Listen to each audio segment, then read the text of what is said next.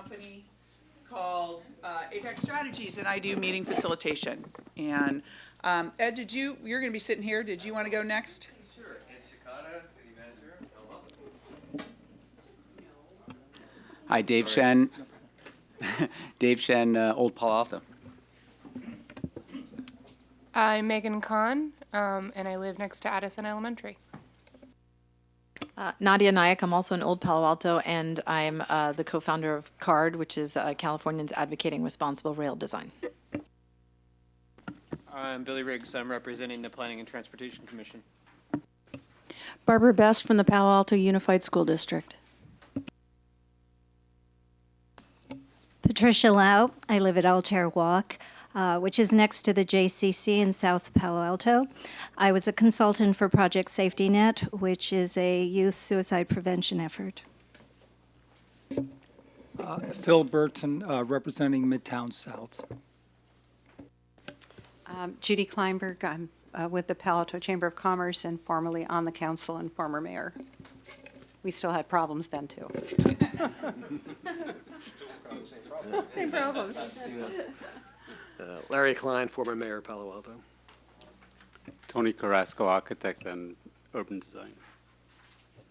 Hey, I'm Greg Braille. I live in Duveneck, San Francisco. Peter DiStefano, civil engineer with AECOM. Gary Black with Hexagon Transportation Consultants, traffic engineer on the team.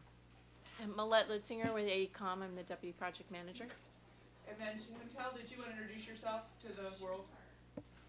Chantel Cotton Gaines, assistant to the city manager, City of Palo Alto.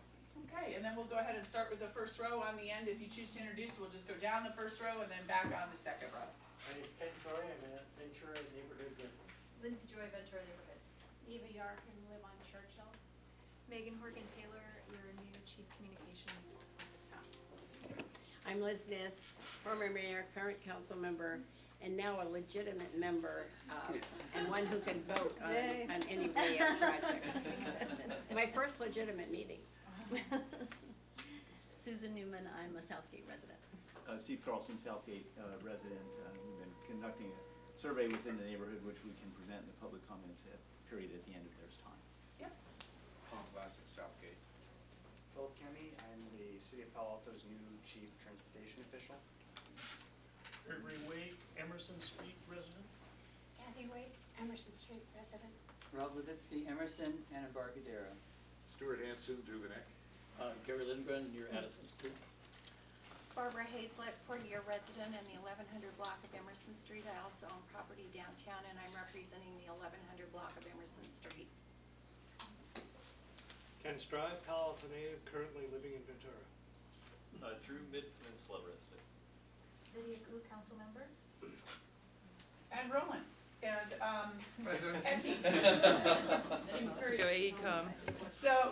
So you will see those of us at the table really being very careful to try and remember to turn on our bright lights, because this meeting is always taped and televised. It's available on the web, I should say. And so those of you who do speak, when we open it to public comment during a couple of the agenda items, I would ask that you please get up and use the podium over there, which has its own mic, which we will need to have on.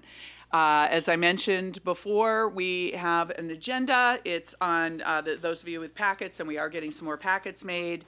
We've done the welcome introductions. It's our tradition to go around the XCAP members and ask them if they've done any kind of interaction with the community, because this group was set up to go out and listen to the neighbors, listen to your constituency, and report back to the group on things that people were hearing or asking about, because that's really important to the project team as we gear up for various community meetings and other outreach that we do, like website, frequently asked questions, and things like that. So that's very helpful. Then we're going to have a debrief of the council actions. I know I've spoken, a couple of you were actually there, and so we're curious to have that item. Then we did, instead of having our second XCAP meeting for the this summer, what we did is asked you to do some homework, and so we're going to get some report out on that. And then we'll go through the schedule and the work plan update, and I think those of you particularly who represent the south part of Palo Alto, you'll be curious to see where those intersections with the train system get talked about in which months, et cetera. So we'll be sure and have our team highlight that, and we can ask and answer any questions there. We will be also having Gary, who's our new, Hexagon is the new traffic consultant on the project team. We were working with a different traffic consultant for the first part of the project, and Gary will be here reporting out on the work that he's done to date. And so that is really the bulk of the meat of our meeting is Gary. So I am going to be working us through the first part of the meeting so we have plenty of time for Gary to present and be available to answer questions on the traffic. And then to wrap us up, we'll have a Measure B update, which I believe the city manager is giving that one as well. And then I'll summarize any next steps, and we'll adjourn at 6 because we do have this, as I said, a tight window because this room is being used at 6 o'clock. So does any of the CAP members have anything they wanted to add to the agenda or any clarifications? Nadia? Oh, no, I was going to, do neighborhood updates. Yeah, okay, great. Anybody who wants to add anything or clarify anything, move anything around? Seeing none. All right, we're moving right into the community conversations. And I'm just going to start here with my left. So Dave, Megan, it sounds like Nadia has one. And if you don't have one, that's okay. We're time always constrained, so you can just say pass. But go ahead.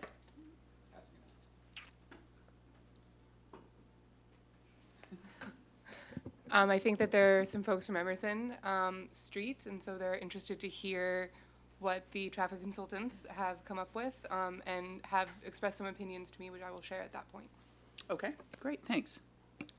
So a couple of things. One is in preparation for this meeting, there was some people who asked the XCAP agendas are being made available, but none of the packets are made available ahead of time, and that for the residents that are focused on some of the traffic issues, it's helpful to get those before the meeting so they can stare at the graphics and then come with questions loaded. Sometimes it's hard to process that simultaneously, especially since we're always short on time.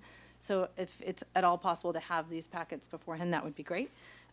Second is I met with some Southgate residents who were particularly concerned about the closure of Churchill, discussing the possibilities of, I have a list here, but sort of lack of access, that it would close it off for emergency vehicles, change the composition of the neighborhood, isolate them from the rest of Palo Alto, and cause more congestion on different roads. So kind of a different perspective than what we've heard, I think, from some of them who were more supportive. So this was sort of the anti-perspective, which I can then share. I'll let them share that piece, but that's what I heard.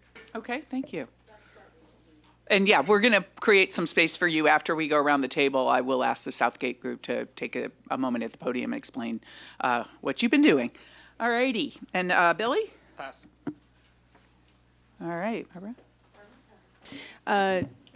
We had some meetings with Gary. Thank you very much yesterday. It was very, very helpful for us to be able to share our concerns on behalf of our community mostly about ingress and egress, if I'm using those terms correctly, into the school, parking, and of course the bus yard. So that was a very productive meeting. Great. Terrific. Pat?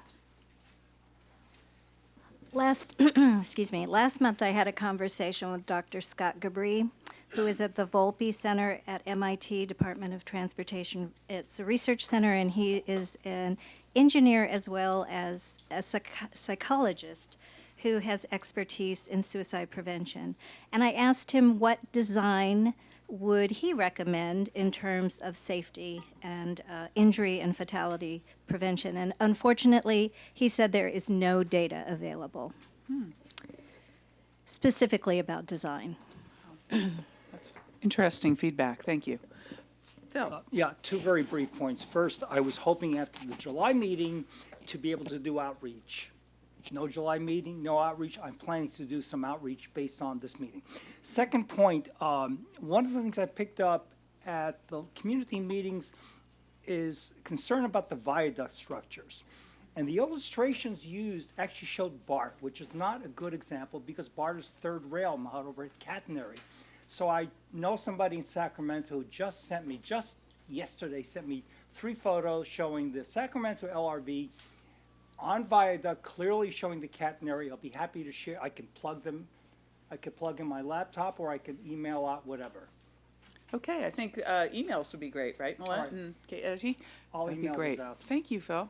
Judy? I need a list though, because I don't have a list of the current XCAP. Oh, I think if we want it distributed, it's after, I can make that an action item, and if you just get it to us, Chantel will distribute All it right, to the I'll group. get that to you after. Yeah, Okay. yeah. And the that'd be great. roster was also at the bottom of the agenda email that I shared with all of you. So if you could check your email addresses and make sure that's the one you want us to post online, that's how you can have each other's contact information too.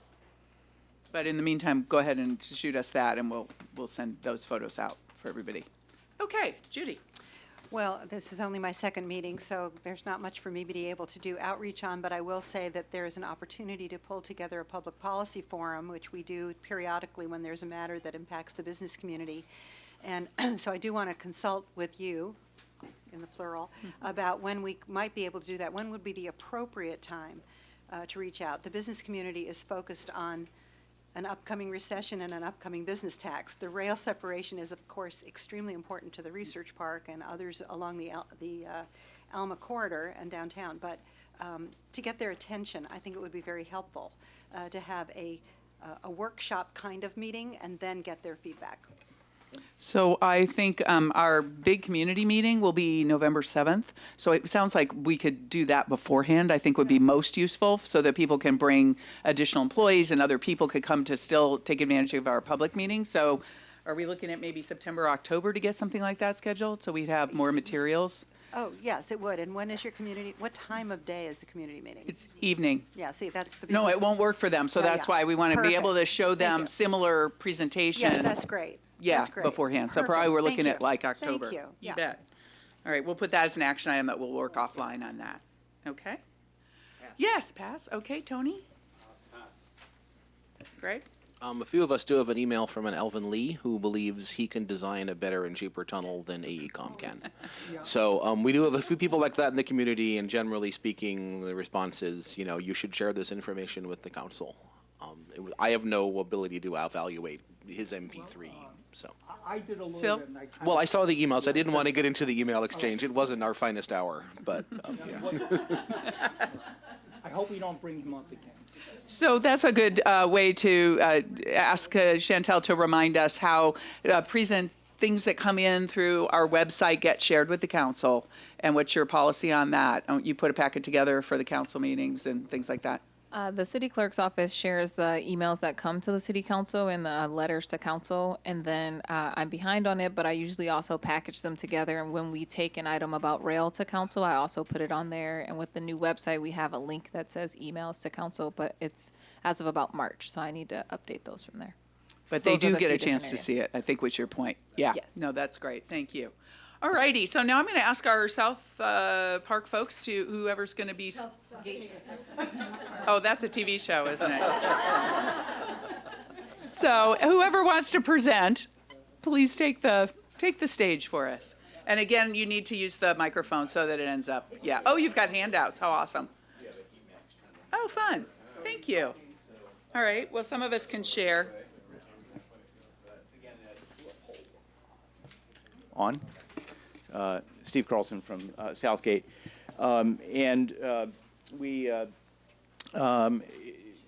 Beginning at Block Party after the May meeting, the public meeting, we started talking with fellow residents and then began a survey which was expanded to include as much of the neighborhood as possible. And we basically asked people 4 questions. Number one, if they were aware that the city was seriously discussing the possibility of closing Churchill. Secondly, from what they knew, if they had an opinion. Thirdly, if they would encourage the city to continue to explore other options. And lastly, were they interested in being kept informed. And in terms of penetration, our goal was to try to get a representative sample, and so we ended up with 50% of the neighborhood, just a little bit over. That's excellent. So we hope is predictive. And 75% had some awareness, although that was highly variable. Some people thought that they'd heard about the issue, but thought it went away with the high-speed rail possibly being off the table. And 25% really had no awareness it was even being discussed. Very, very few people, a very small percentage, knew that there was a plan to try to make a decision in the fall timeframe. Of those who, in terms of, and we asked the question, based on what you know, of these options, there were about a quarter of the residents who were supportive of the concept of closing Churchill. 60% were against it and had a variety of concerns. And then about 16% were on the fence and either wanted more information or felt like they weren't ready to weigh in one way or the other. Can you give me those stats again so I get them in the minutes? 24% favor. 24. Okay. 60% against closing Churchill, and 14 kind of on the fence. 16% unsure. Okay. Thank you. And there was some trending. Those along Mariposa and Churchill tended to be more in favor, and that's the heat map is kind of valuable. You can see that. But at the same time, there was diversity in all pockets of the neighborhood. And the heat map helps you to see that a little bit. Those who were concerned had a variety of concerns for the neighborhood itself. I think Nadia articulated some of those, being concerned about the just longer commutes for simple trips, having to get stuck in traffic, and the potential at some point to have neighborhood schools reassigned, access to emergency vehicles, and just possibly changing the character of the neighborhood over time. They also were concerned kind of from the broader city perspective of what happens when you take the 9,500 cars that cross that intersection every day and you redistribute them to other avenues. What's the overall impact to the entire community? And especially if you think about Stanford and their request, at least, to expand their campus by 20% in terms of people. And then another layer is Caltrain's own projections, where they're projecting a 40% increase in terms of jobs and people along the corridor, which is actually driving their business plan and part of why we're having this discussion. And certainly some of those people will travel by train, but then what happens to the rest that are traveling by car? And do the alternative routes kind of become a parking lot over time? I think that those people who are, what we heard from people who are favoring it is that they are also concerned about the present traffic on Churchill and have a vision of a quieter neighborhood. And really kind of see that nobody thinks it's a great idea, but they see it as kind of the lesser of the evils. All of the solutions have some side effect, and I think particularly, and we're certainly very sensitive to those neighbors who live along the tracks and along Churchill, because some of the potential solutions do impact them to a higher extent. The common ground is that when we ask about exploring alternatives, 85% of people said that they would encourage the city to keep looking at other options, and that includes a pretty high percentage of the people who were saying they were favoring the closure option, but not all of them. Some of them said we're good. And 92% of the residents said they would be interested in being kept informed, so there's engagement there. And I think that's probably been the biggest value of the outreach, is that people are now aware. It was a chance to help educate people about the fact that we really do need to come up with a solution. Just saying no isn't good enough. We have to work together to support this long-term plan. Okay, questions for Steve? Some thoughts at the table? So number one, I wanted to ask roughly when the date was that you did the polling? It started in June and it extended into July. Okay. So really right up to the what was to be the July meeting here. And I know you only asked 4 questions, but I was curious, the The road by Park Boulevard, that sort of where only bicycles can go through, was Yes. historically closed as a result of when the original grade step was built, Yes. actually. I'm curious if anybody at your block party discussed the possibility of if Churchill had to be closed, would that be a way to sort of reconnect you at least to Cal Ave and that exit, and kind of what, you Yes, know? and we did definitely hear some people, especially that were in favor of closure, that said that they would want that opened up. And other people on both sides had concerns about what that would mean and whether it would just increase traffic right through the neighborhood in general. Definitely some diversity of opinion on it. So, Eileen, if we could just note maybe to bring that up when we talk about the traffic stuff, because I wanted to understand if that's been looked at in terms of the new traffic study. Okay. Thanks. And Gary, you heard that, so make a note. Okay. All right, Greg. Did you have a sense of how many people in the neighborhood were aware that the city council had voted to eliminate any grade crossing options that might have required seizing property via eminent domain? Not very few people were aware of that decision, which was made about a year ago, I think. That's correct. Yes, and one of the respondents who said no said, I was originally opposed to a viaduct, but at this point I'd prefer that to closing Churchill, and I'm also would be more in favor of a hybrid solution. Okay. Wait. Remember, we've got the XCAP has the floor, and then if you think you would like to make a comment, if you would go line up, then we'll take you all in the order that you line up in. But this isn't really an agendized item. I know you know that, Susan, but she's a regular, so she knows how this goes. All right, really appreciate it. Okay, anybody else have questions directly for our presenter, for Steve? Okay, all right, thank you, and you may want to stay there because it sounded like this lady here might have a question for you, so go well, ahead. I think, or Rachel's a neighbor, so. Okay, Rachel doesn't have a question, she just makes a statement. And a question for XCAP. So I also live in Southgate and was present at the block party where we had a separate petition together with Young Cho, who's a member of XCAP, but I don't see her here. And I had a question. We had a petition that was basically, do you want a viaduct or not? And I wonder if that petition has been presented to this group, and if not, we need to present it to you. I believe that she brought it to one of the prior XCAP or CAP meetings, but we did have a large number of the respondents that are not represented here that were against the viaduct. So one question I have is, the viaduct wasn't presented as one of the alternatives on the survey, I believe. I didn't see it on it.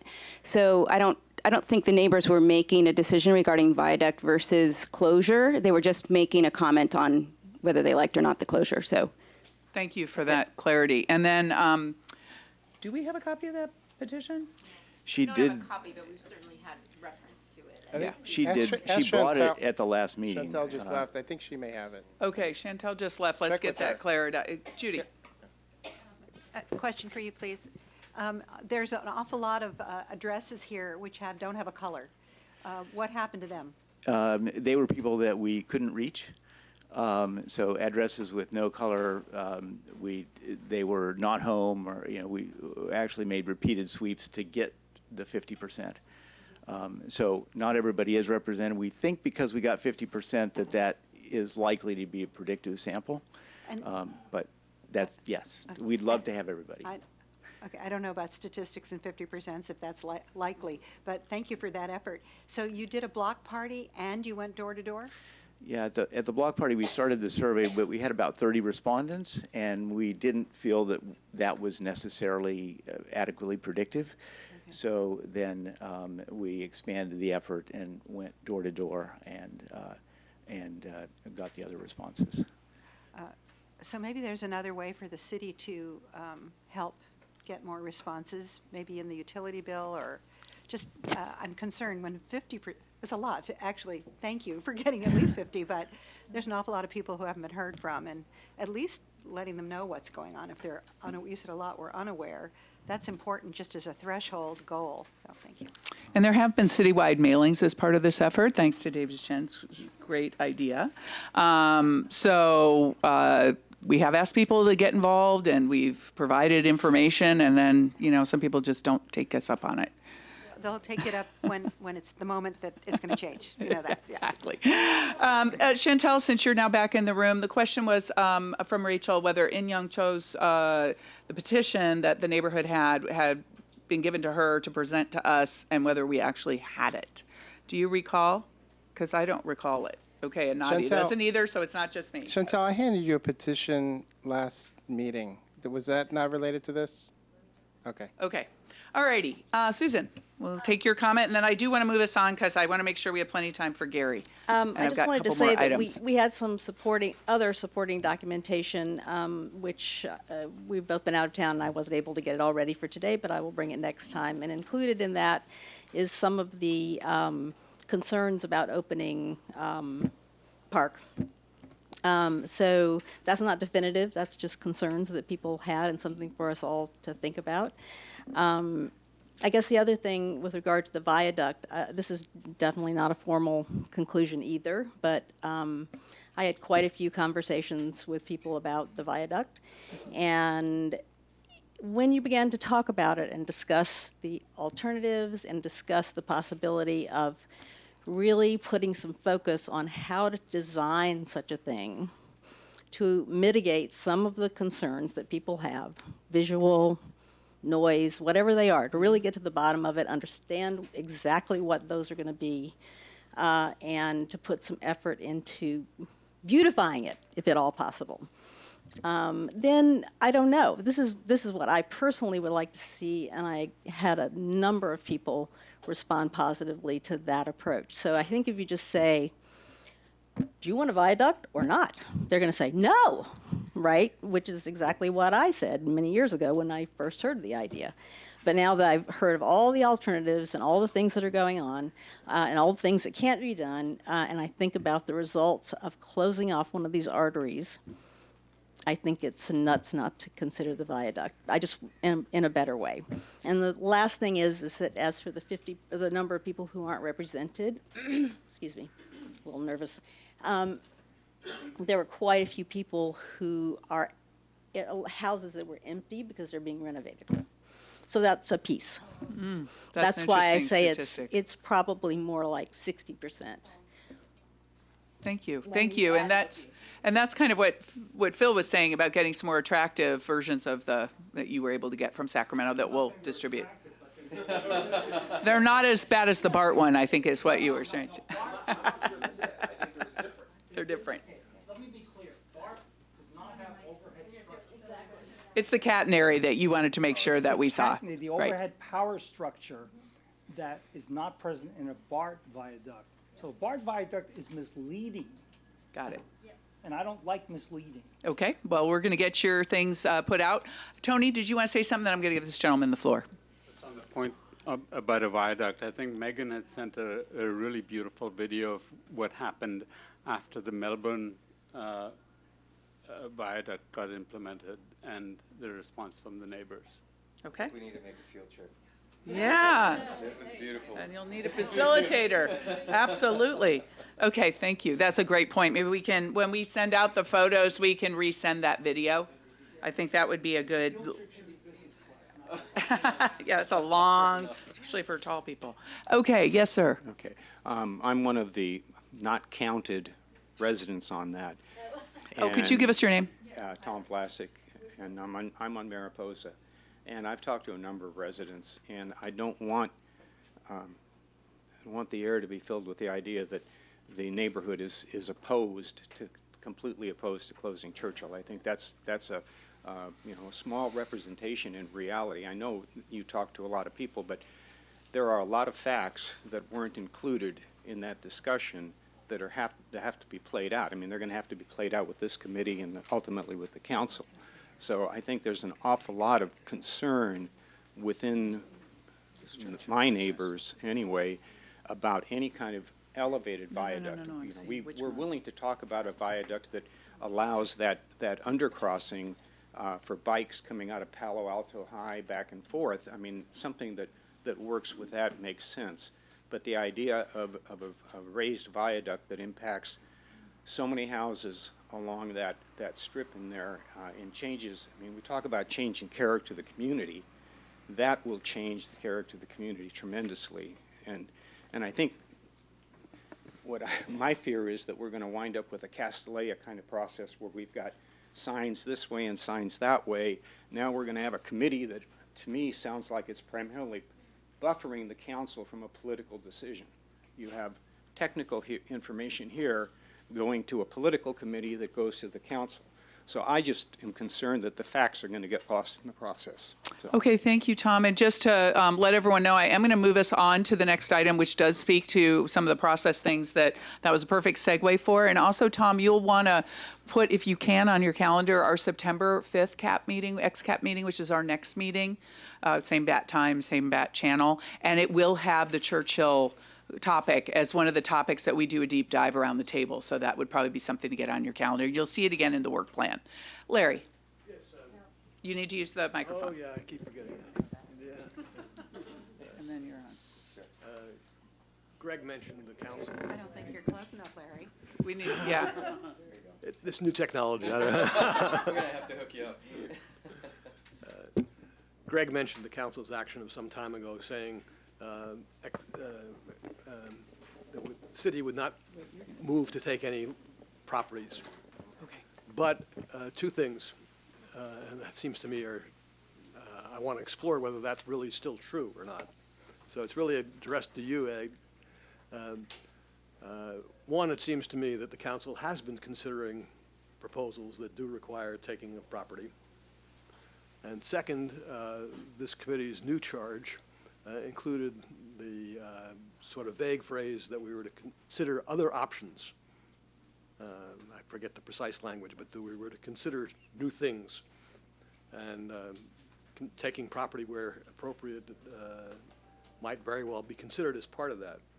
So I'm not asking anybody to be specific and say it was an absolutely right or wrong answer. I just want to get some clarification. We still need you to speak closer to the mic, I'm being told, from our TV people in the other room. Yeah, well, I think I could probably repeat the question, which is effectively, is it accurate to say that there are no property takes that has been a guiding rule in the evaluation of the options?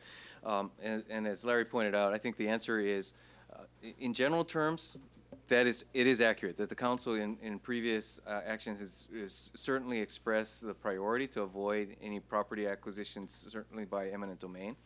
That said, I think there's been a recognition that there may be anything from subsurface easements for tiebacks to possible construction easements and the like that will likely still need to be considered. At the same time, anything that would require the acquisition of multiple homes is not really been evaluated beyond, in the case of the tunnel, being able to describe the alternative enough to know that that would be the case. And I think that that's where the AECOM team has focused, which has then led to council saying, well, let's not consider some of these options any further. Hopefully that answers. I think my conclusion from that is that it's not clear. There was at one point there was a motion to remove from consideration any alternative that would require property acquisition, and the council chose not to accept that motion. Fine. So I'm going, at least for one person, going to consider that as a possibility, though I'd have to add that I don't think any city council anywhere likes the idea of taking property. But it may be that you can't get there from here without doing something like that. Okay, but hold on. The only option we have been allowed to discuss in the CAP about Churchill has been closure until this last round of meetings. And I just wanted to make sure that people who are coming into the process now are aware of that. Because in the community meetings, I usually hear, oh my God, why are they closing Churchill? Why don't they just? And I have to explain, well, they don't just because here's this picture here that shows the houses that would have to be lost if we built a hybrid option. So there was previous direction from the council that limited the number of options we were allowed to discuss. Larry, I'd also like to add that I think the entire CAP was surprised when AECOM came back with the citywide tunnel option that showed the number of property takings. Nobody expected that. And we expected cost, we didn't expect property takings. And there's no way to know that, there was no way to know that in advance. Okay. And one further point, Larry. So in previous studies that the city had done when you were still on council, one of the options that was up for consideration was leaving the tracks exactly where they are and solely lowering the road. And in that scenario, yes, there was significant property takes. Since then, the only options that we've looked at besides the citywide tunnel, to my understanding, that would have takes, is the hybrid, the trench, and the viaduct. And I believe there was only one, in a hybrid alternative, there's 2 driveways that would be impacted, and impacted is a loose term there. But in terms of full property acquisition, we haven't been able to highlight any yet at this level of engineering. Is that accurate? Are you Meadow Charleston? We need you guys to turn it on. Are we talking just Churchill? Nadia, can you clarify what you're talking I about? believe it's, well, we haven't seen a viaduct for Churchill, so I can't speak to the viaduct for Churchill, but for Meadow Charleston, at least, that was certainly the case. Yeah, so it's And that was the probably only not study close done enough. previously. Yeah, so for Meadow Charleston, you're right, we looked at all 3 of those. For Churchill, which was about a year ago today, we did some advanced engineering, and we looked at a hybrid and what was the other one? We looked at 3. Reverse hybrid. But those were the removed. Hybrid. And the hybrid. And those were, council then took an action to no longer consider those. So, but we have never looked at a viaduct, so that's what we're taking on next. And you'll see that next meeting. I am going to move us on. I do want to say that Chantel has told me that that petition that was referenced by Rachel is here. It will be distributed. So thank you for flagging that, and it has been found. Okay, I'm going to move us on to talk about the debrief of Monday night, but I also want to let everybody know that we have the XCAP homework and our work plan before 5 o'clock. So we have 20 minutes, and I want to leave plenty of time for Gary, who's our traffic person. So go ahead, Ed. Let us know where we stand on various council actions related to this committee and others. Well, I'll just note that your agenda number 3 reads debrief on council actions related to Rail Blue Ribbon Committee. So the correction is no action other than to lay over the item. So at this point, I think we are focusing on September 9th as the date that the issue will come back to the council. Just a quick recap. This concept for discussion by the council of the creation or establishment of a Rail Blue Ribbon Committee was a staff proposal in order to respond to what we had received was council interest in additional, more robust advice that would get to the council on making decisions on the alternatives, but also with the context of leading to the necessity of community support and ultimately funding decisions for any of the options that might be decided. So, lots of issues ahead for the city beyond the evaluation of the alternatives that we have been doing here. So the Rail Blue Ribbon Committee is one possible approach to that.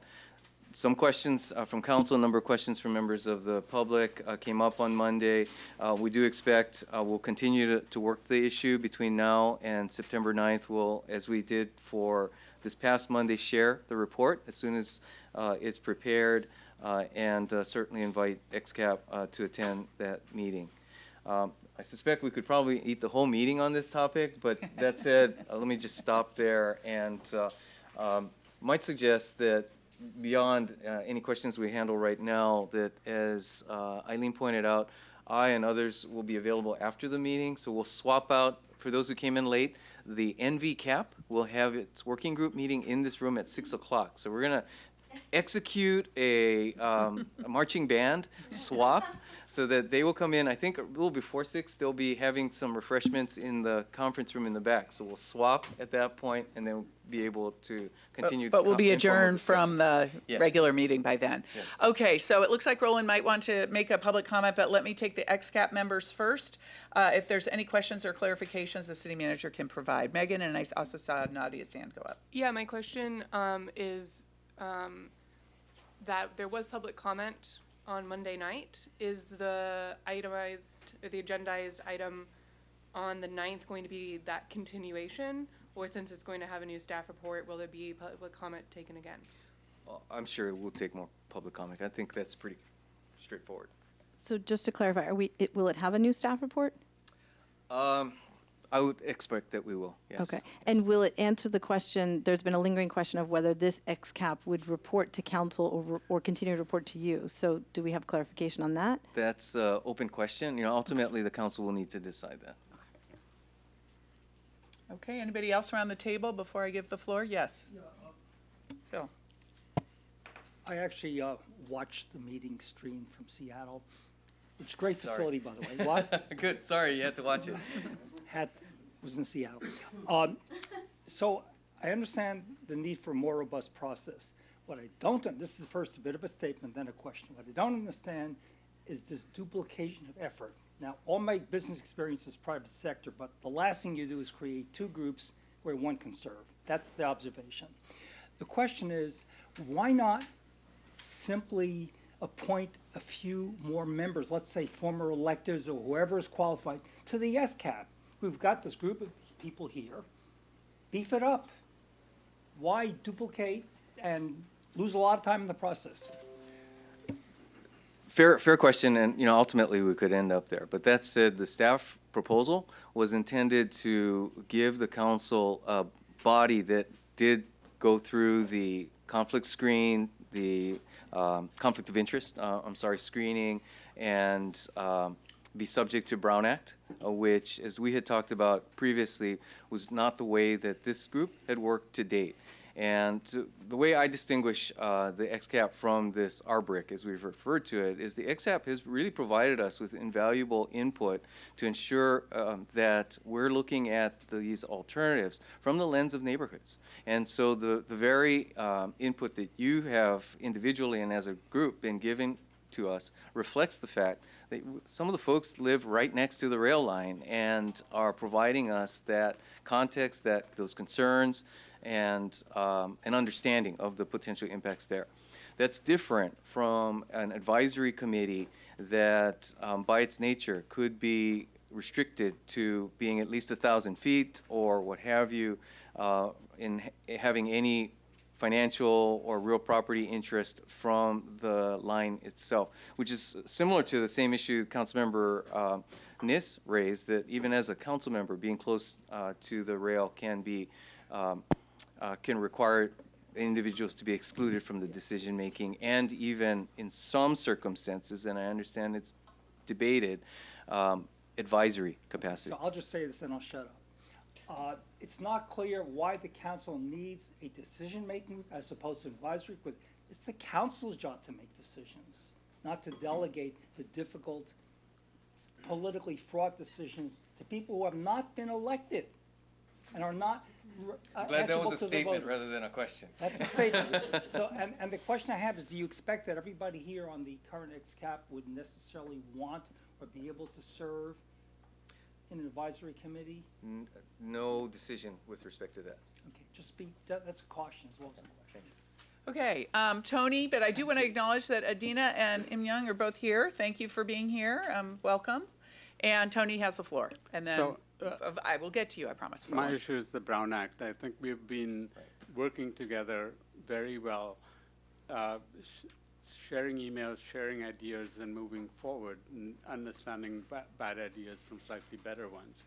And I think I'd hate to get into a place where I email 3 or 4 people and I find that I have to go to prison. So, I mean, it's not from a. Just to be clear, criminal sanctions are not a part of the Brown Act. You just have to pay a big fine. Just, yeah. But other implications. The idea of a design process is not to exclude. It's inclusive, and it's working things out with many different views and many different kinds of expertise. So please don't Brown Act it. Okay, anybody else before I go to the public? Judy and Nadina. Well, I did speak at that meeting, long meeting, and I just will echo what my partner over here, what's your first name? Phil, which is that we see this as duplicative and unnecessary. Also, and I'll make this short, just these bullet points, this group has been meeting quite a while. I'm new to the group, my second meeting, and yet the catch-up that I'm having to do is pretty amazing. And then you're going to start with yet another group, and you're going to start all over again. And I worry about the speed with which the idea was to move this along more rapidly. But when you move things rapidly and you get people who are being pushed to come to some depth of knowledge, unlike the people who have been meeting here for a while, I'm concerned about the decision-making in that process. The proposal was to have former electeds. I'm sitting next to one. We might be up on what's going on, but I can guarantee you most of the former electeds have moved on to their condo in Maui, and they're not up to speed on this. Their networks are much narrower, not as deep, and as I said that night, you're excluding a lot of younger people who have not had a chance to move through the elective process, and they're the ones who, I won't be around, I'm not sure I'll be alive when this gets done, but the next generations down are the ones that are going to have to actually get their kids to school and deal with these inconvenience or more convenience. And so I think that just the suggestion sounded good, but in practicality, I think it has some very serious limitations, which I think residents would care about. And then lastly, speaking with my business hat on, it's wonderful to be included in a collaborative process like this, and then to be suggested that the business community be there but not able to vote.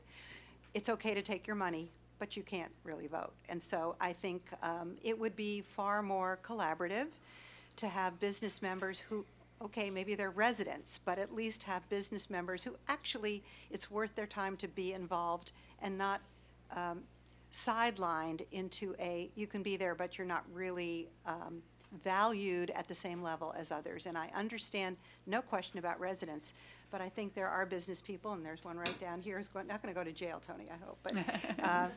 But there are business people who have all those hats on at the same time, and I think you can expand the committee that way.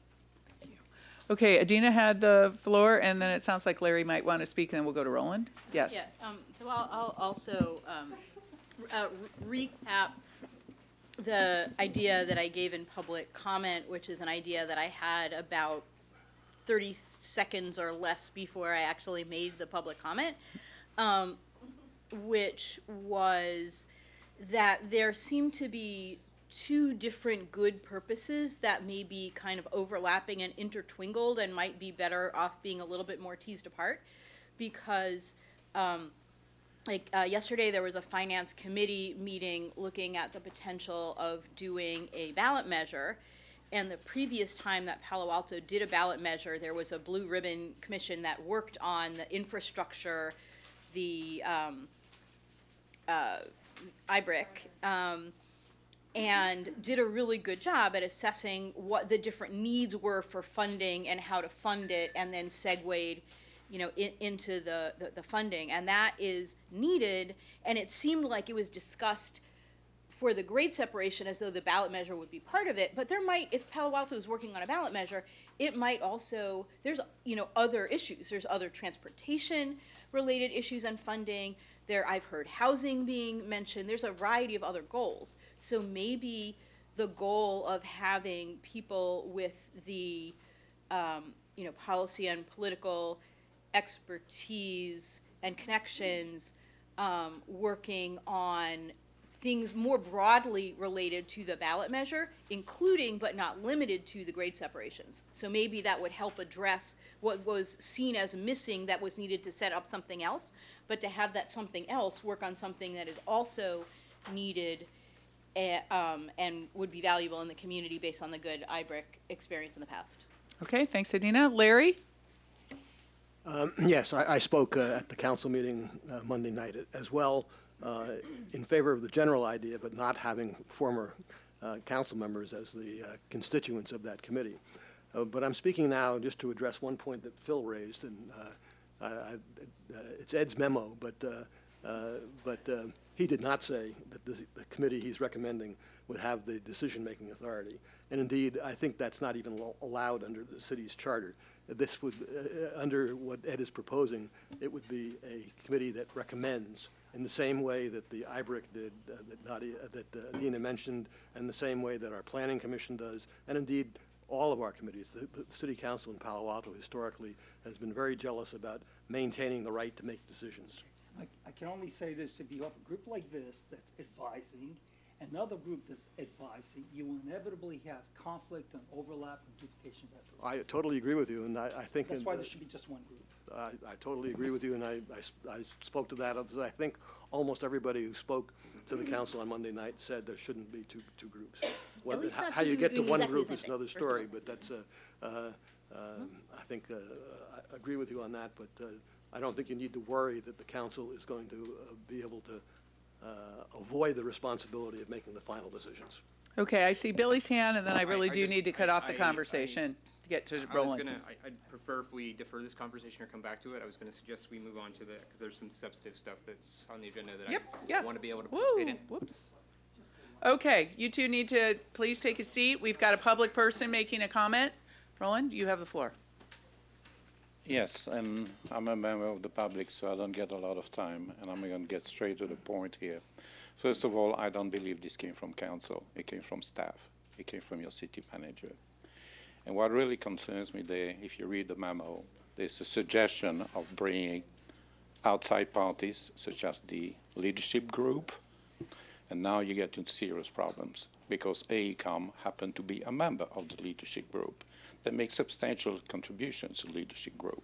So in closing, what you're looking at here is people who are trying to force the issue to totally short-circuit this beautiful process that you're going through right now, and you have got to absolutely oppose it, and I'll be there on September the 7th to make sure that your council supports you and you carry on doing what you're doing right now. Thank you.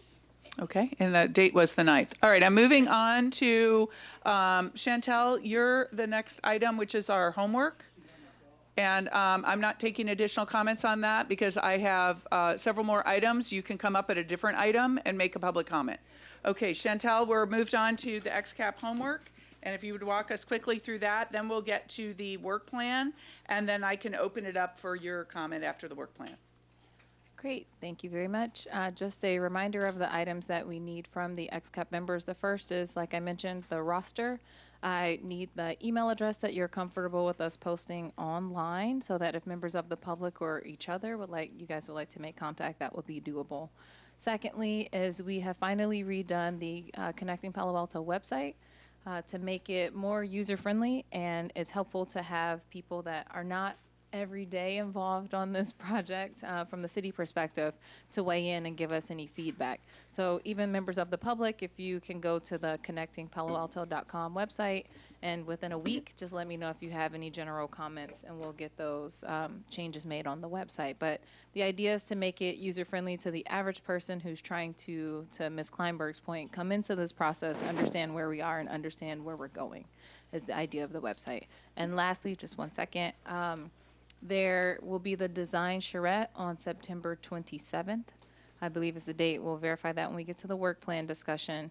And I sent a link to the XCAP members to let me know your questions that you would like addressed at the design charrette. So I received responses already from 4 XCAP members, but I'm sure those that have not submitted have tons on your mind. And so I would really appreciate if you can send those my way so that I can compile them, because that will help the AECOM team in preparing for the And when are those design due? charrette. If you can send them to me within the next week, that would be great. 29th is what the slide says.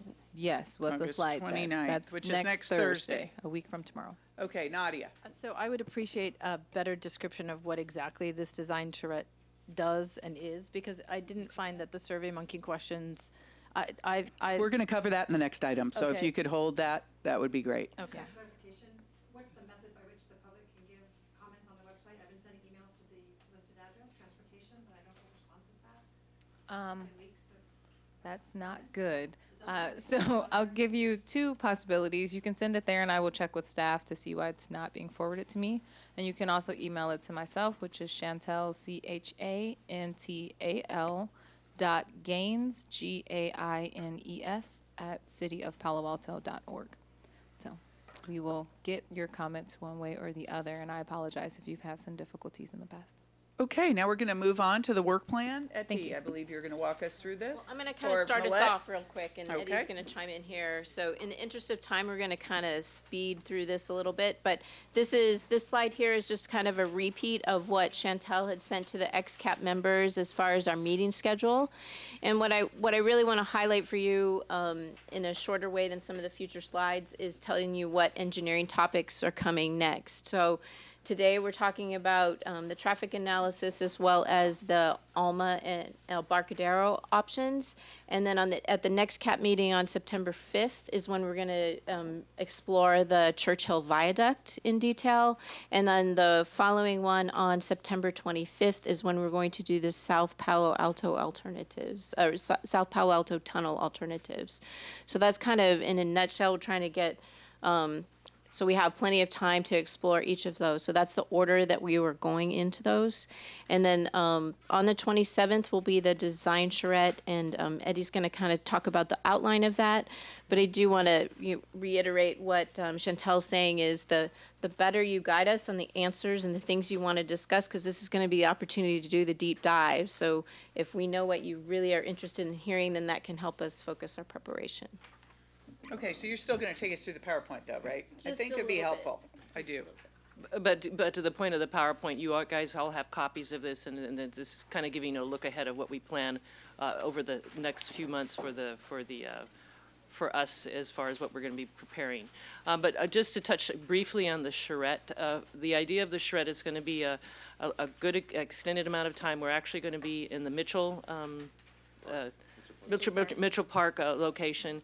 And the idea is we'll have a brief presentation. Part of the input from your questions will guide us on what we should be presenting. We've heard a lot of feedback from community meetings about, asking questions, what's a profile, what's a horizontal curve. So we're going to kind of go into basics of, engineering, but then we're also going to have a deep dive and have a breakout so that we can actually, have a look at, if you are interested in like the Charleston Meadow Viaduct or the trench or the tunnel, is to go into why, we have selected, and what are some of the engineering constraints.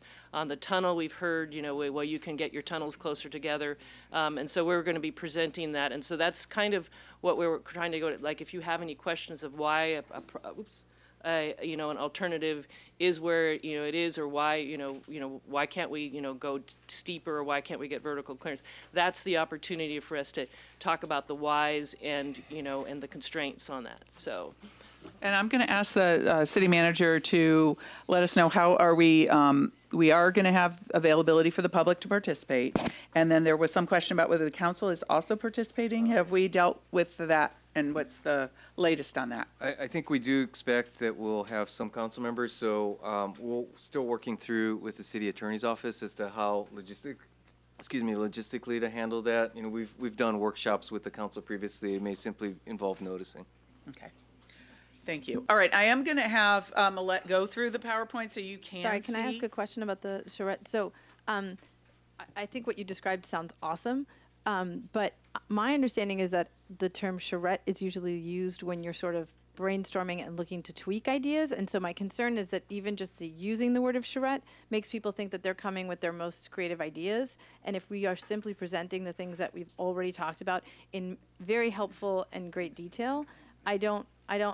Just to clarify, they will have drawings that people will be able to mark on them and interact with the team, and things can change. I mean, that's why we're doing it. Okay, but you still think charrette is the best Well, word? I think a lot of people have asked for a charrette. That's what we were asked to do. So we're using that as a word. If you think we should rebrand it as a workshop, we could certainly take that as the guidance from the XCAP. So what do people think? Should we Are we allowed to rebrand vote it? on, are we taking We don't guidance from vote the in this XCAP? group, but Oh, I okay, think because you that's a whole other topic. You can give I'm me a not- thumbs up, thumbs down. We could do that sort of thing. I mean, it's if you feel like you think it should be rebranded, instead of calling it a charrette, we'll call it a workshop. I'd like That's fine. like to add in support of what Nadia said, because I have heard charrette used by architects. Yeah, absolutely. architects Tony will tell when you, they are- absolutely. When they are at the very preliminary stage of a design, and what do we think we want to do, and what if we do this, and what if we do that? And then architects are furiously sketching out Yep, alternatives. absolutely. We know what it means. So But if you that's not prefer what it to this be sounds used, we're happy to take that direction, right? I think that people would understand it as meaning something upstream of where this process is. So unless this is going back to the drawing board and like a blank piece of paper again, then using a different word will be less confusing for people, I think. Okay. So I'm not hearing anybody who wants to still call it a charrette. So thank you, Nadia.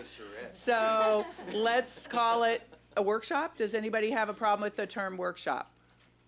Yeah, Tony. Charrette is normally a design process that puts together many different kinds of opinions and expertise. It's not related just to architecture. Thank you. I actually have a question. So I had a similar thought, but will there be alternatives presented that people could actually have an impact by having their opinion on? Because otherwise we'll get a lot of, why don't we just call Elon Musk and let him build a flying car tunnel? And we get a lot of that. So for instance, here are 3 possible designs for the bridge over Meadow. Or here, if it was hybrid. Or here are 3 possible designs for the viaduct. Or here are 2 possible designs for the tunnel portal, if there's even an option for that. That you might get valuable. Otherwise, you're just talking at people, in which case certainly it's not a charrette. And yes, the word is important. Great. So workshop, David. I'm concerned that there's going to be a lot of people that I got to be brought up the education curve. And that could derail the time, right? It could take up a lot of time of this workshop thing. And is there some way that we can put out as much material as possible? I mean, it could be a series of YouTube videos. It could be, I don't think we should put out documents. Reading engineering documents is pretty tough. But if someone could just put up a bunch of stuff that people had the chance to look at, then there's potential that some of the questions would be answered before they got there, instead of we having to answer dumb questions over and over again. Questions aren't dumb. Sorry, naive questions. So, and again, our website does have a lot of videos. It has a lot of PowerPoint materials, but you're talking about even more. And so I think that would be the kind of feedback we would love to get via the email through Chantel about what things you think we should be putting out there if we can find them. Judy?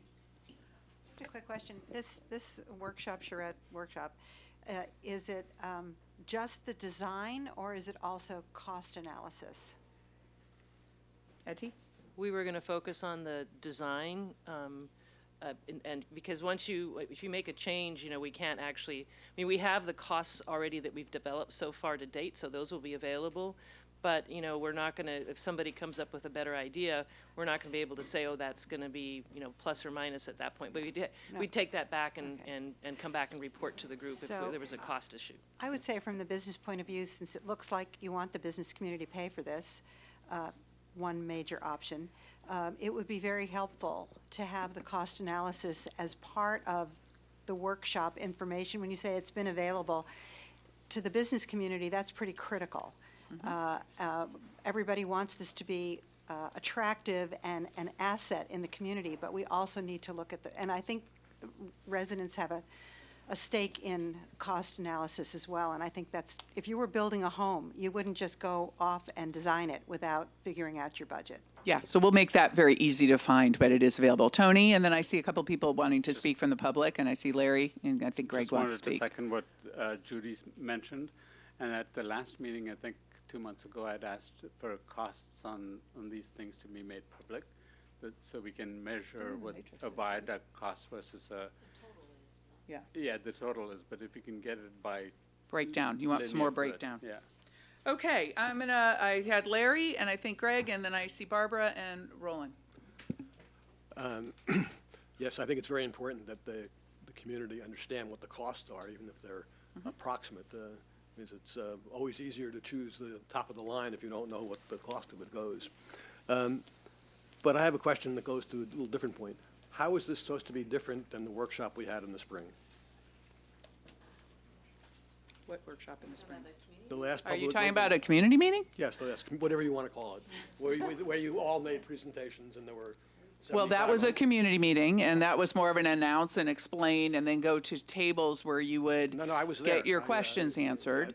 And this is more for you all to sit with shoulder to shoulder, sleeves rolled up, markers, drawings, and it was really envisioned to be the XCAP group with some of our folks who have been really participating along the way, so there wouldn't be a big ramp up. For some of you have been coming just as much, and if not more attendance than some of the ex-CAP and CAP members.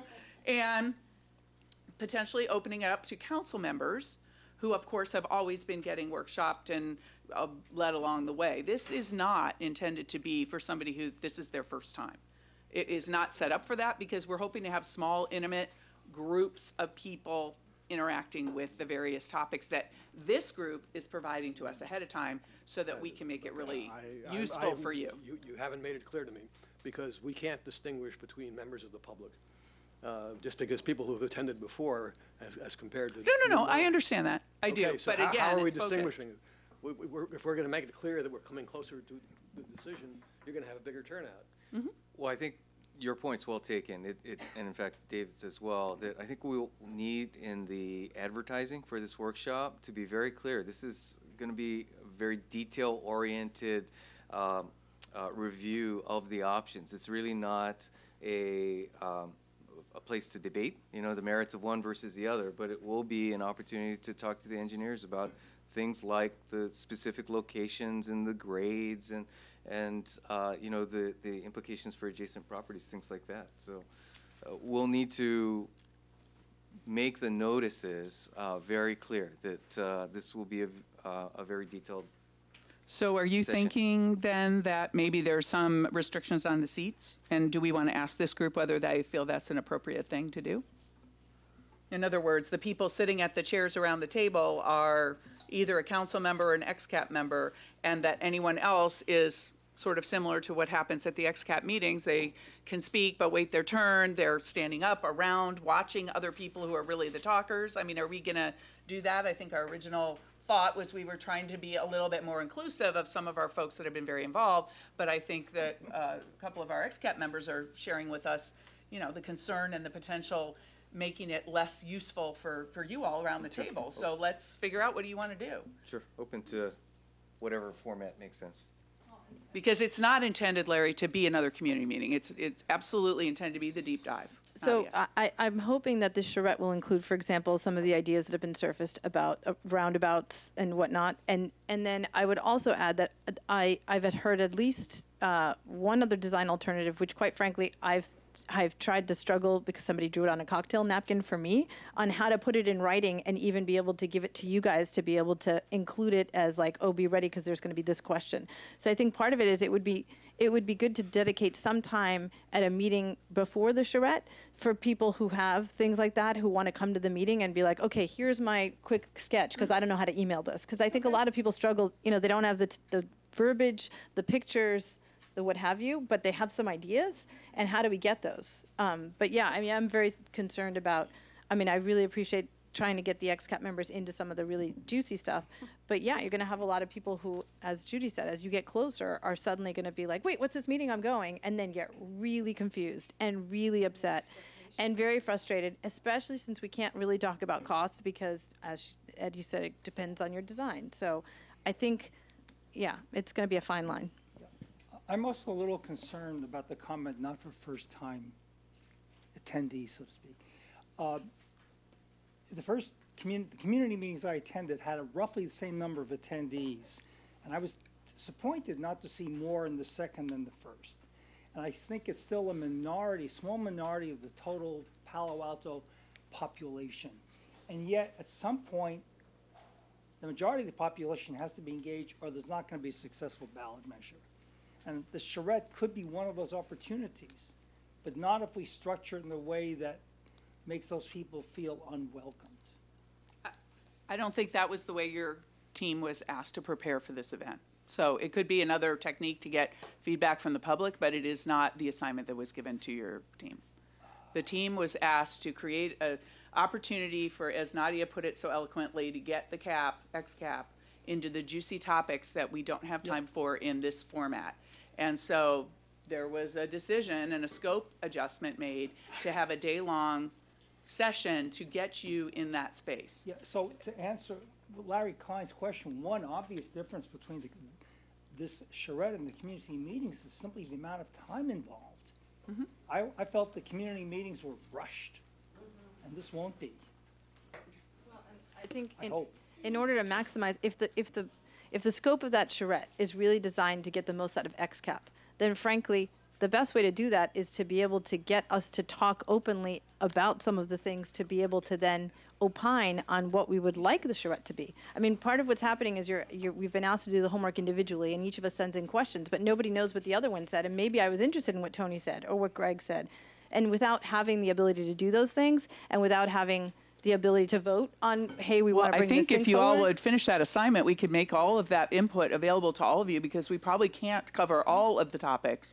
And so maybe you could somehow rank vote or something where we can create different stations so you can move your way around the room. And there's ways to allow for you all to create your own event. And that's really what we're trying to do here. We're not coming in to give you Grade Steps 101 again, because we feel like we've done that at the community forum. We're trying to go to a deeper level to be able to answer the questions that you guys really want to talk about. Right, and I appreciate that, and I think it's very well taken. But what I'm saying is, there are some, for example, a roundabout discussion. So when I asked, is that going to be in there, I got a lot of head nodding. So we've looked, I personally have looked at least 6 different versions of that roundabout. How will we know which roundabout you guys will have thought of in the charrette, and whether when we get there, we're actually going to have the information necessary to discuss that roundabout? And so without us being able to actually know what was scoped for the charrette, we can't really tell you whether we think the charrette's going to work. And yes, the charrette is not. We're calling it exactly, a workshop. And we did hope that you all would have done the homework, so we could have brought in that and made it some of today's topic, honestly, so we can bring it back to the next one and create some opportunity on the agenda. But I do want to make sure we get time for Gary, because he's here. Some of these topics are really relevant, and we can take this offline if you don't mind. And Will I do Gary have be people set up to want to speak. So, Will Megan? Gary be at the charrette? Yeah, he's part of our team. He'll He'll be at the workshop. Okay, I'm going to turn it to the public, because I want to make sure that we get Barbara and that gentleman, and also it looks like Susan wants to speak again. Thank you. Very quickly, to the point of scope, I'm very confused. It seems to me that the council has reduced this to, 6 alternatives? And Eddie, I presume what you're doing is you're going to show the designs that relate to those alternatives that are on the table. Meanwhile, I hear Nadia talking about roundabouts that has nothing to do with the alternatives that the council has been agreed to. And then I also hear the back of the cocktail napkin scenario. I'm very, very confused. Am I allowed as a person to come with my own great design ideas to this charrette, which have nothing to do with the 6 alternatives that have been approved by council, or at least, are still in the mix with council? This is very, very confusing. Eddie, is it just going to be your designs that are there? Is it going to be other people's designs that I have not seen and I have no idea of? What we have, if we have received something, if you have something on the back of the napkin, we'd love to be able to have that so that we're prepared for that. If you have something to, we want to be, this is part of, people have questions, and we're trying to be like taking a look at what everyone has in their, their concerns or their ideas, so that we can be ready for those, and then we can discuss those, and then have a dialogue back and forth on those. That's so the this intent. really is a Pandora's box. You're opening up a huge box. Eileen, if I can, I wanted to clarify the idea in terms of how it was scoped in the AECOM contract is it is about the alternatives that are still on the table. And then even, for example, the roundabout discussion has to do with the idea of a Churchill closure as a possibility for a traffic mitigation for that. So it's not opening up Pandora's I see that box as for I see that as coming out of the blue. Okay. Just wanted to clarify, it's not new And grade Eddie, who do I separations. send my good ideas to you? Or my neighborhoods?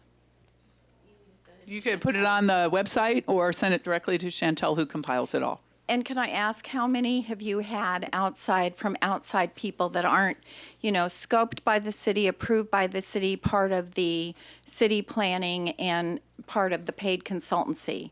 How many do you have of just random design ideas? Well, we have had some, several, I think, haven't we? I remember. Yeah, and I think if we get to the opportunity to go through the Embarcadero Churchill, our Embarcadero Alma, you'll get to see some of the ideas that we've been exploring, and probably of the ones that we have looked at some and tossed them out because they're not feasible. But that process is happening if we get the opportunity to. And are show it. these on the website? Next It's agenda the item. It's next in your agenda packet item. right now. Okay, yes, sir. Oh, hi. I'm glad to see Tony on the XCAP. Responding to Judy's comment about getting up to speed, Tony and I were involved in a pretty robust, it was about 10 years ago. And your name, please? Martin Bermsky. Okay, thank you. Design charrette. And it was pretty much of a deep dive. That's been recorded, audio and video. And responding to Judy's comment about well, how to get up to speed. So if that could be made available to XCAP members today. Again, we went into traffic and a lot of different scenarios, and I think that'd be a way to get up to speed very quickly here. It was about what, maybe a 5-hour, 8-hour charrette. It was 8 hours, yeah. But it was pretty deep. It was pretty deep dive, and I think that'd be really great. So it's recorded and videoed. So if whoever can arrange that to get it to XCAP members, I think that'll address. I don't think the the city comment. staff has that. Tony, do you have that available still? Yes, I do. Okay, so maybe we could provide a link to those who want to look at that when Chantel sends out the photos and some of our other things. Okay, that'll be an action item. Thank you, Martin. You're welcome. Susan. I was just going to say, as a member of the public who would love to talk about this for 8 hours at a time, and as opposed to these very, very short dumps that you have no chance to respond to or think about, I hope you do find a way to include community members. And I understand what the issue is, that you don't want people coming in and just kind of yelling about the same old things. You want them to be thinking seriously about constraints and possibilities, cost maybe. And so if there were some kind of way of you have to do something before you're invited. Oh, interesting. You have to come up with a design. Oh, no.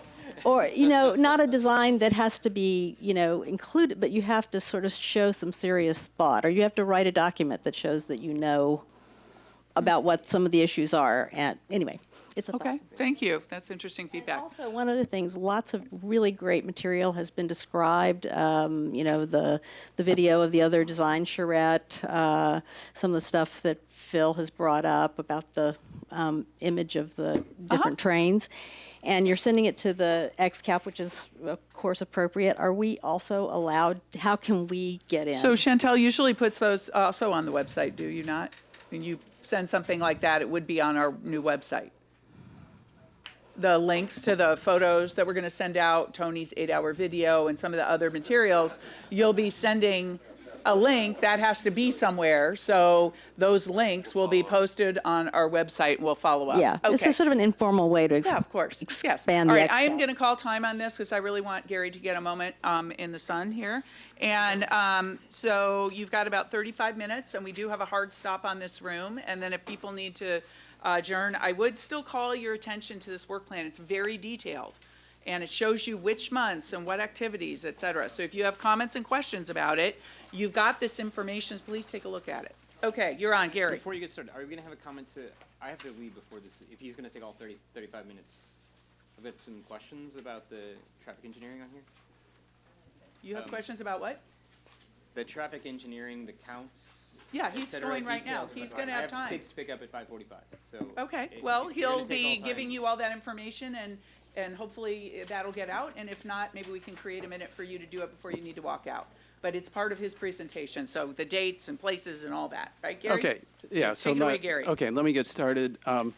First, by way of introduction, I'm pretty new to the process. We were just brought on this summer, and so we are presenting information. It's kind of a work in progress at this point. It's not finished. And you have it but in your packet. We wanted to report out what we've done so far. The first slide in the packet shows the traffic counts on Churchill. We know there's questions about exactly how much traffic is using Churchill, and if it gets closed, that traffic would be detoured. Can we get your attention? And you have this in your packet, everybody? Thank you. So, keep going.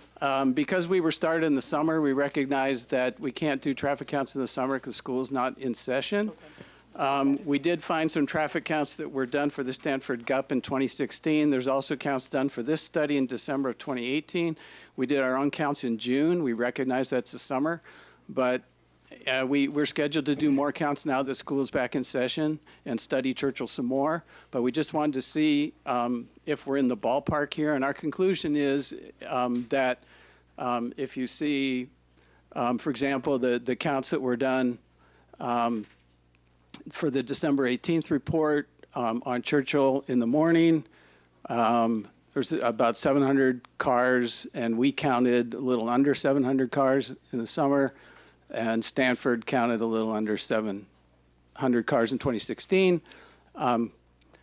In the PM peak hour, we counted a little bit more in June. We suspect when we go back out there and count, we'll find a few more cars now that schools are in session. However, we thought that the counts that were done in 2018 were close enough. They were in the ballpark, so that we could look at some conclusions from that and get some notion of what would happen if Churchill was closed. So let me say, we're not on board to make a recommendation about whether Churchill should be closed or whether it should be kept open. Our job is just to try to report what happens if Churchill's closed. Where does that traffic go to? What impacts does that traffic have? And is there any other way that we can actually deal with it to make the road system function with Churchill being closed?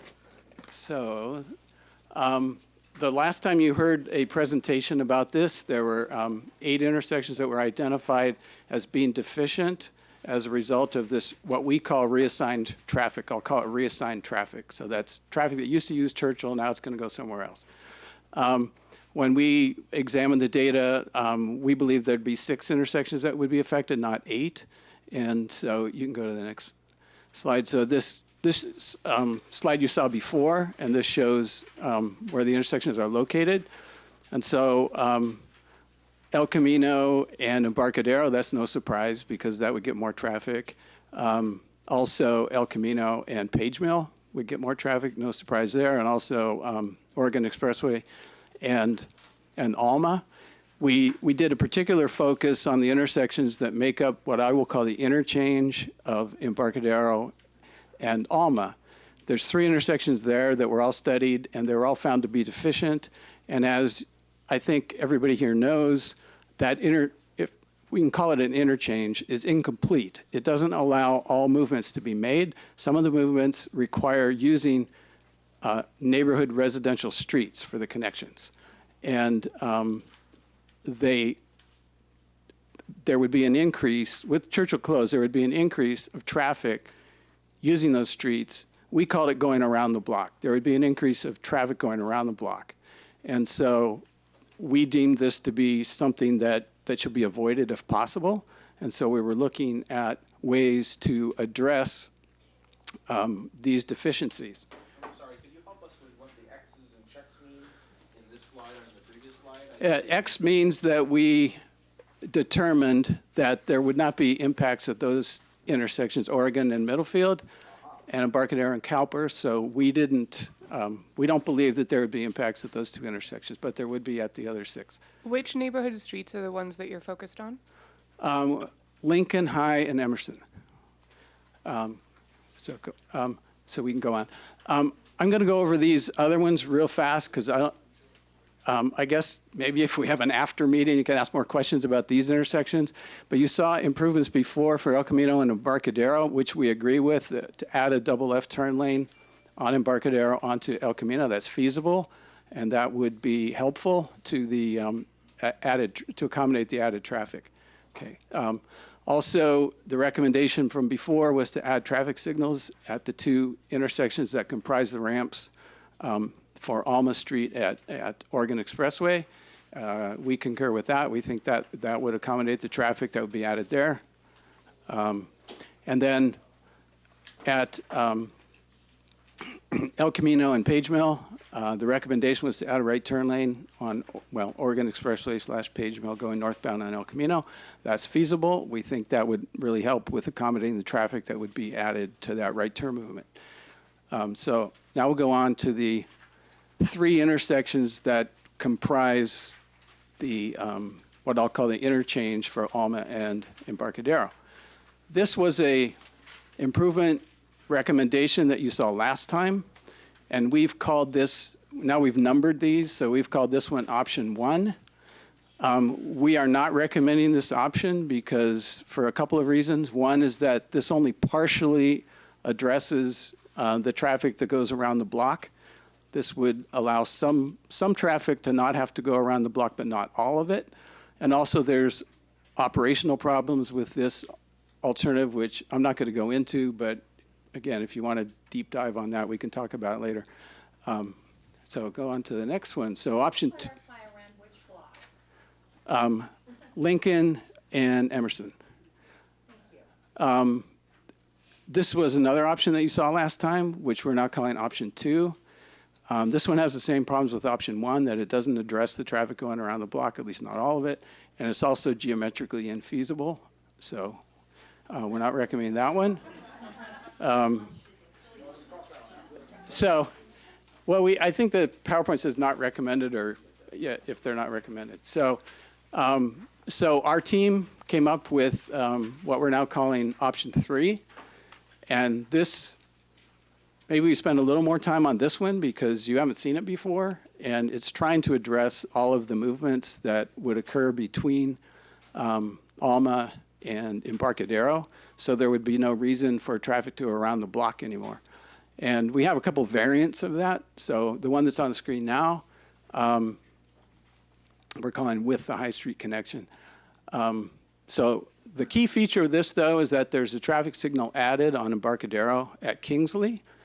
And so all movements would be possible at that intersection. So that would provide the connection to get back and forth from Embarcadero to Alma. This also includes a new traffic signal at Alma at Kingsley. And importantly, it also includes widening the overcrossing, widening Alma, where it goes across Embarcadero, so that it has 2 lanes northbound and 2 lanes southbound. Right now, it only has 1 lane northbound and 2 lanes southbound. So in order to get this to work, that would be necessary. So there would be 3 stoplights. I mean, 4 stoplights. There would be 2 new stoplights in this option. It also includes eliminating the signalized crosswalk at the high school and replacing that with a bridge, a bridge for pedestrians. Do you want to take questions now, or? I'd like to get it all out, and then we can come back. Okay. Because I think it's important. There's to only a see all the couple. different options before we start drilling down, because we won't have enough time to finish. There's only a couple more. So so this is a variant of the one that you just saw, and this one keeps the Embarcadero slip ramp, off ramp. And this one would have 3 new signals, 1 at that ramp and 1 at Kingsley, and then 1 on Embarcadero. And this one would not signalize High Street, so High Street would not be tied into the signal. So that would be a bit of a change. These, to a certain extent, these are kind of mix and match alternatives, and this, if there's an interest in pursuing this, this can be refined further with different lane configurations and so forth. That's essentially how it would work, adding that signal and connection from Kingsley to Embarcadero. Okay, then the next one, what we're calling option 4, which unfortunately is not recommended. I say unfortunately because this is a very creative idea that we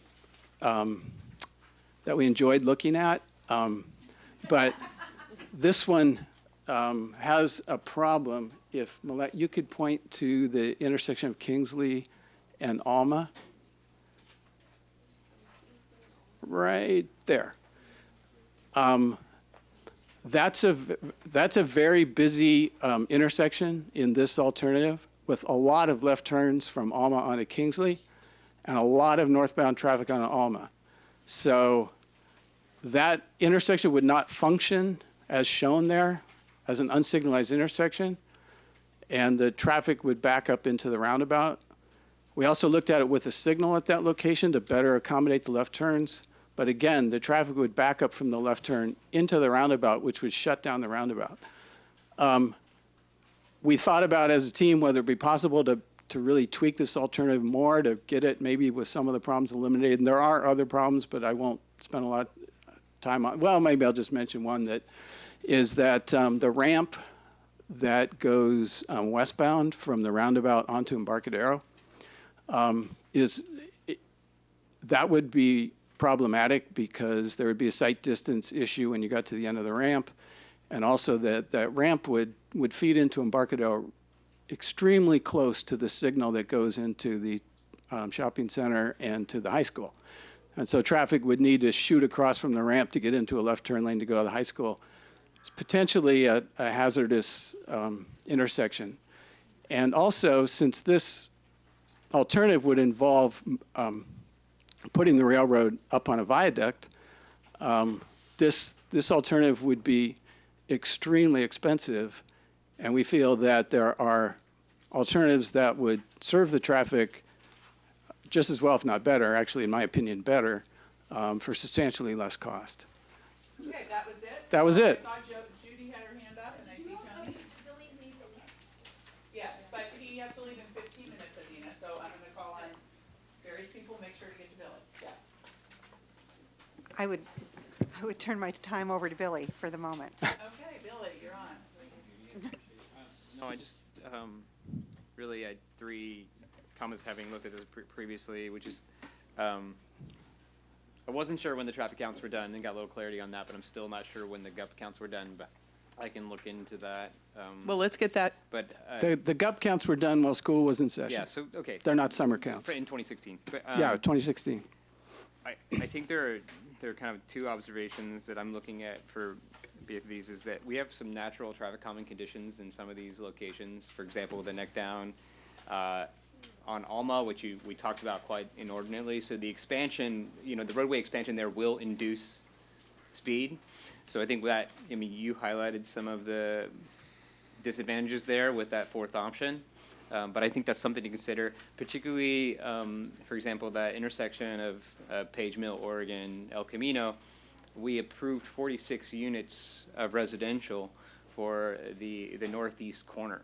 So that will become much more of a pedestrianized corner. It sounds like we're expanding into that site, maybe on, I believe it was PF zoned, and now it's going to be 46 2 and 3 bedrooms, assuming that, over the next couple years. So I think there's some points of tension there that ought to be surfaced as we talk about design in workshop or charrette. I don't care what we call it, to be honest, because I think some of these things need design work, and they need us scribbling around on a piece of paper, which is why I like the term charrette, and I apologize for being crass, but to me it doesn't really matter whether I call it workshop or charrette, as long as we're actually doing applied physical design work.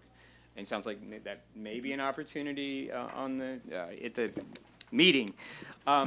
I think the other thing I would add, and this is my final point on this, and then I'll take off my transportation engineer hat. I think it's really hard to look at these intersections the way they're presented because you're not seeing the network effect. So we're not seeing the kind of the network LOS. And I think that's really what a lot of people that I'm seeing in the community and the audience are really caring about. Well, what is it going to mean from a queuing standpoint? And so when I'm looking at these options, I'm remembering that we have, if I'm at Town and Country in the evening for dinner, it's literally it's car to car all the way. Today it's car to car all the way to El Camino. Putting another light in there, I'm not getting from this what that will look like from a queuing standpoint. So I kind of feel like there's another way to look at this on a systematic level that we're not seeing that would really shape the way we would look at preferred alternatives from a rail standpoint. And that's not the ad hoc intersection by intersection way. So I kind of feel like we can do a much better job at visualizing this systematically. And so I maybe pitch it back to you all and say, this is interesting, but I would say it's maybe better at this pace to look at it from a comprehensive standpoint and then come back to the detailed design. Well, I can respond to that partially, and I appreciate your comments. You have some good ideas there for things that we need to dig down deeper on some of the design.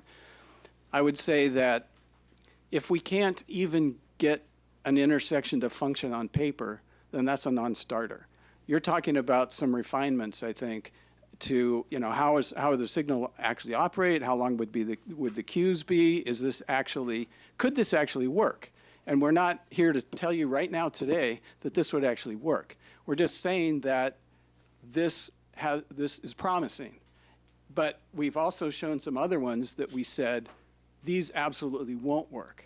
And so we are not suggesting that we should pursue those anymore, but we should pursue ones that have. Yeah, I'm just saying there are inherent community trade-offs here. I think one of the points of tension is going to be, or we know it's going to be Churchill, but I don't think, from what I'm seeing, I'm not sure that, given this information, if the community can bear the trade-off, given what, I mean, we don't know what the cumulative impacts are, so it's really hard to understand given this approach.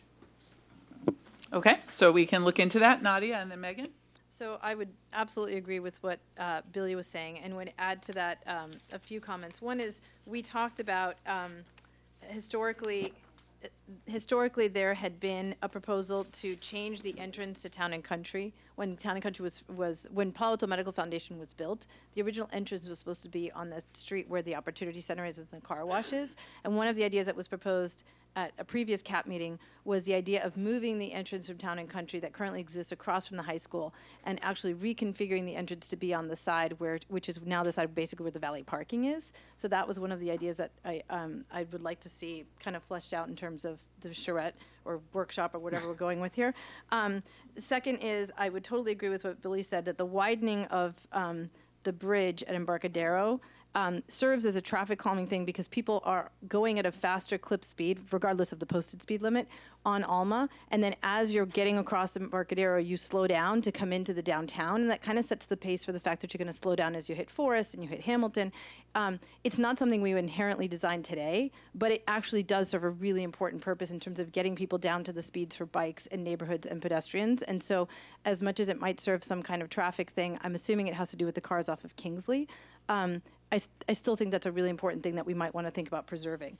Third is this version of the roundabout, there's been a lot of discussion about whether or not Embarcadero, the grade step, which is actually our very first grade step in the city, built in 1936, whether that needs to be upgraded. And if that needs to be upgraded and rebuilt for any reason, seismic or otherwise, then there's a question of if you had to now have an entirely flat surface and not build a viaduct on top of an existing grade separation. If you started from scratch and built a traffic circle, then you now don't have the constraints of the existing traffic movements of Embarcadero.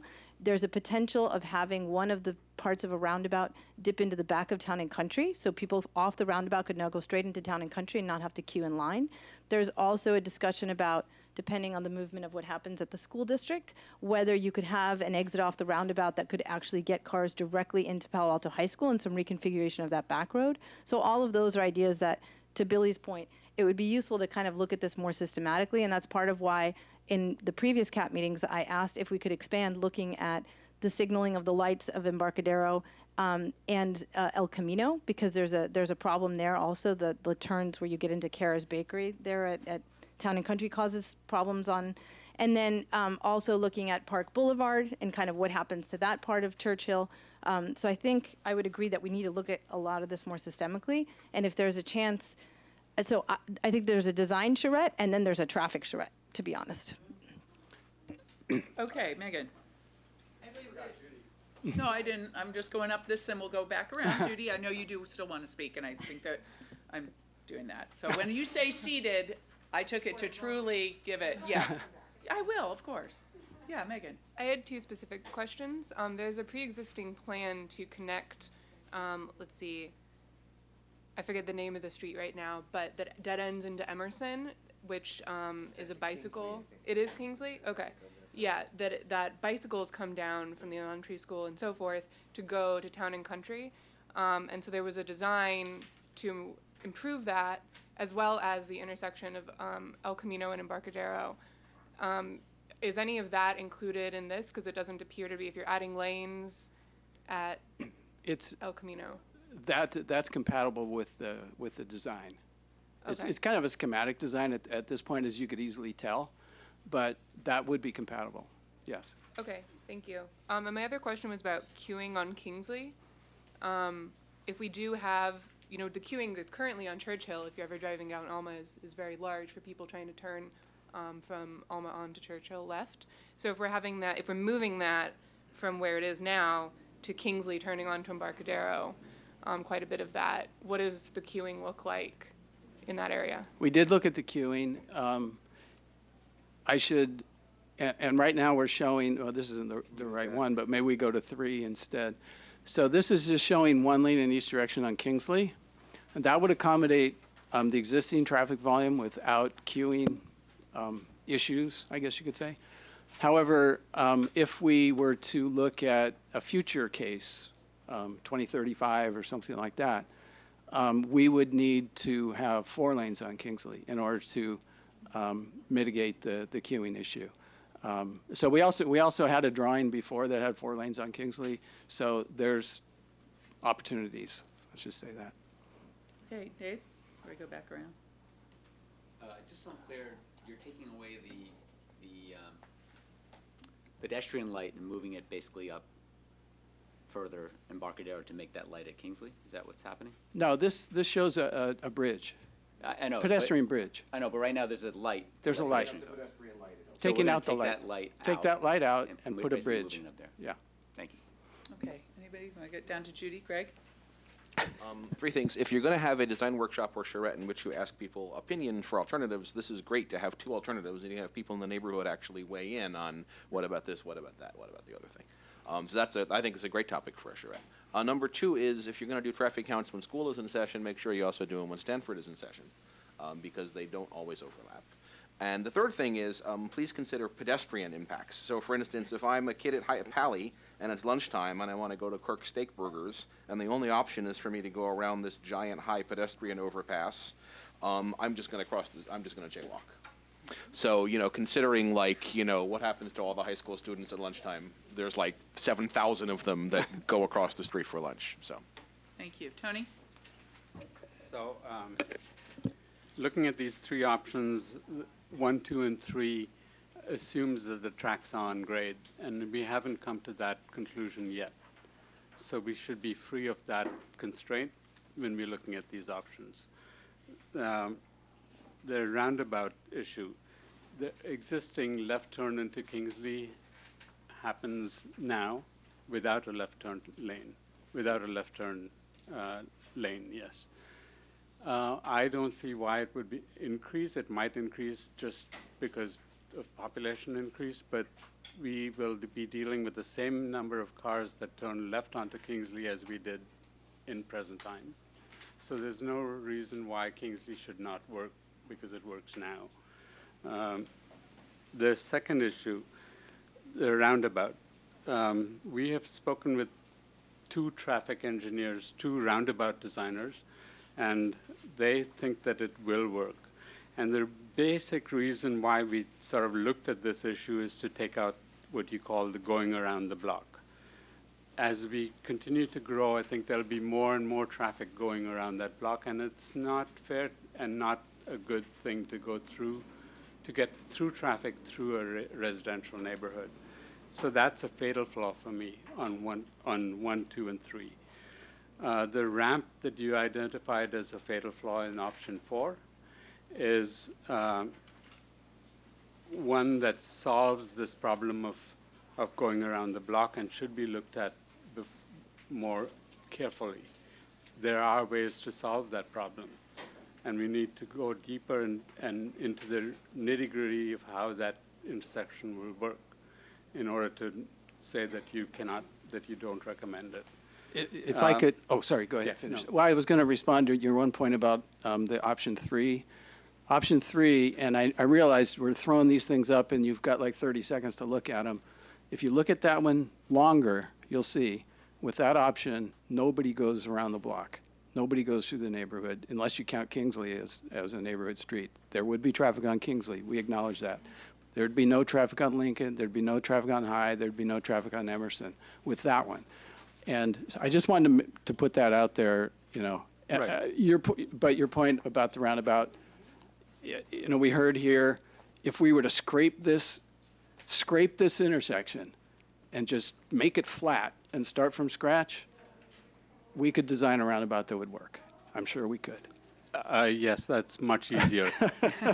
But this is not I think we have a cost issue and a historic bridge. Yeah. And so we need to look at all of these issues and find out what the best solution is, identifying the fatal flaw, as you know, and working through it. Okay, thank you. Larry, anything? Okay, Judy. Guys, I'm interfering with Measure B and other things, but I'm an example of somebody who would be coming to the workshop charrette who didn't really have any background. And when you started talking, it's fascinating. I didn't know what you were talking about because, and Billy's left, I didn't have a sense of what was this section all about, and why were we talking about this section when we're talking about closing, way down in Charleston. Okay, and so understanding at 30,000 feet looking down how this all integrates. In other words, I kept looking at these options, recommended, not recommended. What are you solving? What was the problem you were solving? And it didn't connect for me. I didn't see the nexus. And so, for example, people coming to this workshop, community meeting, whatever it is, it's really critical that you start with baby steps and say, okay, this is going to impact travel along the entire corridor. And when we're looking at this particular one, it's because we've closed Churchill or whatever it is you're saying. I didn't see how this So tied more in. context. I didn't. I'm sitting here going, what is going on? So thank goodness the conversation has sort of led me to think I know what's going on, but I'm not totally stupid. Okay. Second thing, not totally, but it's hard. It's hard because you've got people who have tremendous experience now, having been involved, and you want to move along. And you don't want, it's like teaching a class where some people are way ahead and some are way behind. It's a challenge. But the ones way behind need to be heard. Secondly, when you're talking about, and I'm glad it's not recommended, doing a property condemnation at Town and Country, and Ellis isn't sitting here at the table, this is why the business community needs to be, I don't know who I'm talking to here. I want to talk to everybody who's not in the business community. The business community needs to be at the table because they need to be part of the solution. If the solution is take some property from the business community and then, by the way, make you pay for all the rail separation, they need to be part of this discussion, okay? I think I've made that point 100 times. I'll make it again. Lastly, I was on the council when we decided to do a pilot project on Arastradero Road. P in Palo Alto stands for permanent. And so I've learned this. And so, and everybody said, oh, no, this is great. And bless his soul, he's not here anymore. But that traffic engineer said, oh, it will make everybody move faster on Arastradero. And now we know what happened. They moved off into side streets. They impacted neighborhoods. That was the Maybell. Then we didn't have senior housing. Now we have all these problems. And so I love the fact that you know way more about this than me, and all of you probably do. But when you say there really won't be any going around the block, I just wonder. I just wonder because. No, good point. Well said. Does anybody feel like they need to do this? Gary said he would stay after, and I want to make sure we get the Measure B update within this public meeting. So I see Adina's hand up, but if we could ask some of the rest of you, and especially those of you who have already spoken, to let us move on in the agenda. Adina, you have the floor. Yeah, I just wanted to really endorse the point made by the gentleman in the far corner about considering pedestrians and in particular considering people's disposition to use a pedestrian overpass, which can sometimes be less than crossing the street, and then that creates more safety problems than it solves, and consider how these would impact pedestrians, because there's a lot of people who are walking around these neighborhoods, and that should be a first-class consideration. Thank you. Okay, I do see a couple of people. You're going to have to be very brief so we can get to the measure because I've got to get us out of here in the next 4 minutes. Two things. The Southgate neighbors are very aware of traffic on Embarcadero and have questions about the reliance on just peak hour traffic. We know that 9,500 cars cross that intersection every weekday. What the neighbors see is that at totally unpredictable times right now, Embarcadero is a parking lot, and that's evenings, weekends, and so they've got concern about adding the by 30%, you know, so Churchill's carrying about 30% of the traffic, 33% of the traffic that Embarcadero does. The second question just has to do with what about the forward look? So this is all looking at traffic now. What piece of this looks at what will happen in modeling 5, 10, 15 years? So Gary is looking at the future. Do you want to give us a horizon year? And then I'm going to ask Barbara to speak, and then Roland, then we're moving on. The horizon year is 2035. So we're looking at 2035. When he's making statements about something working, it's 2035. So almost 20 years from now. Well, 15 to 20. Yep. Yes, yes. Yeah, that's a great question. Barbara. Thank you, Gary. When you're talking around the block, you're talking about my block, which is 1100 Emerson Street. And you did say there won't be any more traffic on Lincoln and Emerson. That, hooray, if that's true. But we are an informal cloverleaf that is just inundated. And the last traffic consultant informed us that 25% of the traffic due to Churchill's closure coming off of Alma would then direct itself through our informal cloverleaf. We're very worried. I have a lot more I can say, but what I would like to close with is I would like to invite you and Philip and Ed to come to the 1100 block of Emerson Street for an in-person view of what's happening at 8 o'clock in the morning. We had a young man riding a bicycle, hit by a car earlier this month. We've had a dog killed. I've had my car sideswiped. There are lots of problems on our block, and you're talking about my block. Thank you, Barbara. Roland. So I'm going to try to be brief, but last time I had to leave early because of Catherine CAC, and I watched the video subsequently, and I was very concerned about what I heard. Specifically, when the discussion came, so basically I'm talking about Charleston Meadow. And when the discussion came whether to trench or whether to have a ramp onto a tunnel, and at the point when you intersected with the creeks, AECOM made comments that you are going to need all these pumping stations and all this equipment and the maintenance and yada, yada, yada. And if you go back to your time in high school, and maybe it was physics, I don't remember, and you learn about something called the principle of communicating vessels. And your teacher probably had two tubes which were connected with a pipe, and the tubes were filled with water. And when your teacher lifted one tube, magically the water started rising in the other tube until it was always at level. That is the way this gets built. It's called a siphon. I'm going to write to council, give them an example of a canal near where I live when there are 8 siphons. And you actually build the siphon. So for those who don't know what the siphon is, go and look under your bathroom sink or your kitchen sink, the thing that goes like that. And then imagine the ramp that goes between the loop. Right? Okay, Roland, I need you to wrap it up. Okay, let me you. just wrap it up. So that's how that's done. There's no pumping involved or anything else. Wrapping up on costs, Deutsche Bahn it just published costs for 200-mile-an-hour high-speed tunnels in Germany. The cost is between $35 and $50 million a mile. In London, we're going to show you how we can get down to 2 feet between the balls. And these balls are not going to be 30 feet because we're not doing 200 miles an hour. And that's it. Letter on its way to the council. Thank you. Thank you very much. All right, Ed, you're on for the Measure B update. It's a 60-second update. As hopefully everyone knows, Measure B, Santa Clara County sales tax has allocated $700 million for Caltrain grade separation projects in the cities of Palo Alto, Mountain View, and Sunnyvale. We have been in communication with VTA staff. VTA is the administering agency for those funds.